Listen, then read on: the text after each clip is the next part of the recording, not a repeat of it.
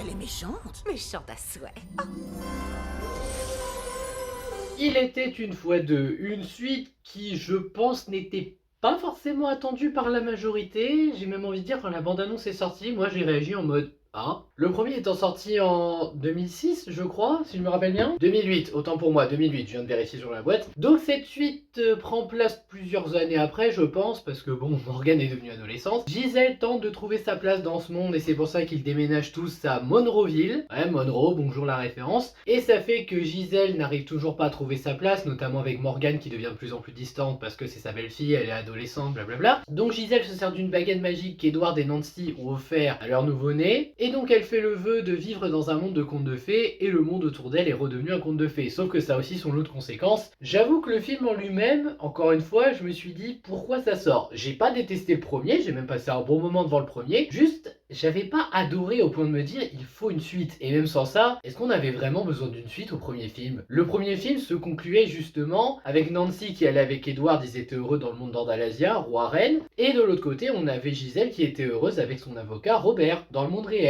En soi, la boucle était bouclée. Mais ils se sont dit qu'ils allaient rajouter une nouvelle boucle et dire ouais, on fait une suite plusieurs années après pour voir ce que ça donne. Et ouais, c'est correct. C'est pas ouf, ça vole pas très haut, hein, mais en même temps, le premier volait pas très haut non plus. Juste, c'est correct. Ça se regarde, c'est une suite presque au niveau du premier, j'ai une légère préférence pour le premier, mais en vrai non, j'ai pas trouvé le film si désagréable, j'ai trouvé que ça passait. Bon, c'est pas non plus un chef-d'œuvre abyssal, mais c'est loin d'être un des pires live Disney ou une des pires comédies musicales que j'ai vues. Par contre oui, son lot de défauts il l'a, hein, notamment les chansons sont tellement oubliables. Ah sincèrement, moi les chansons, chaque fois que j'en entendais une dans le film, on s'en fout des chansons. Ce qui est étonnant parce que des fois on peut voir un nouveau film et se dire ah les chansons elles sont bien, mais là vraiment les chansons, et je parle vraiment que des chansons, oubliables. Même si j'avoue qu'il y a deux trucs que j'aime bien, façon de parler, disons que ce sont des chansons qui passent mieux. Je trouve que le duel de méchantes entre Gisèle et la reine, ouais parce qu'il y a encore une méchante reine, youpi, super, allez quand on peut recycler on recycle. Mais quand les deux justement elles font une espèce de duel de méchantes en chanson, il y aurait une meilleure mise en scène, je crois que j'aurais mieux retenu la chanson, mais en vrai c'est peut-être une des chansons les plus correctes du film, et sinon c'est celle de Nancy,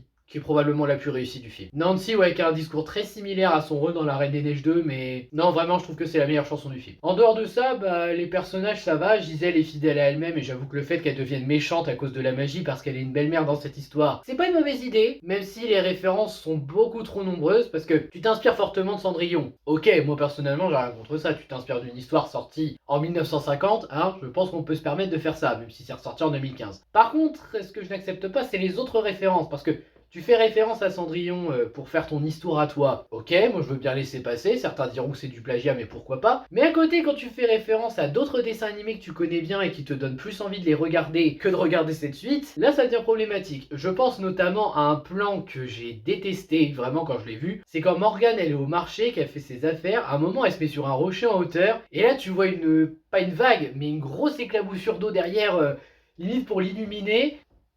Non mais vous plagiez la petite sirène, là c'est plus une référence, c'est du plagiat. Surtout que la référence en elle-même, je suis désolé, même pour la mise en scène là, elle n'avait aucune raison d'exister. Sinon en référence aussi qui ne colle pas à mes yeux, hein, attention je précise, c'est celle de La Belle et la Bête. Vous savez, tout le mobilier qui prend vie autour d'elle, Gisèle se réveille, elle voit que tout a pris vie, et tu vois tout qui se met à chanter, limite en mode c'est la fête. Moi je suis désolé, hein, même si je venais d'un monde de contes de fées, je crois que je fuirais la maison, parce que c'est tellement hideux en mode réaliste, que ça me fait peur. Donc il y a des références qui collent pas. Les persos secondaires, bah il y en a pas beaucoup d'utiles, hein. Déjà la méchante elle sert à rien, disons-le clairement, la méchante reine. On aurait pu ne pas la mettre. Sincèrement ne pas la mettre, je pense que ça n'aurait pas changé grand chose au film. Robert il est bien en tant que soutien émotionnel, mais il sert pas à grand chose dans le film non plus en dehors de ça, notamment dans ses envies de faire ses preuves en tant que prince dans ce monde. Je sais pas si c'était une bonne idée de le faire. Et Edward il est complètement mis de côté, ce qui est regrettable parce que l'acteur qui le joue, il est génial. Sincèrement dans le premier avec son côté prince décalé dans la réalité, il me faisait rire. Là quand on le voit,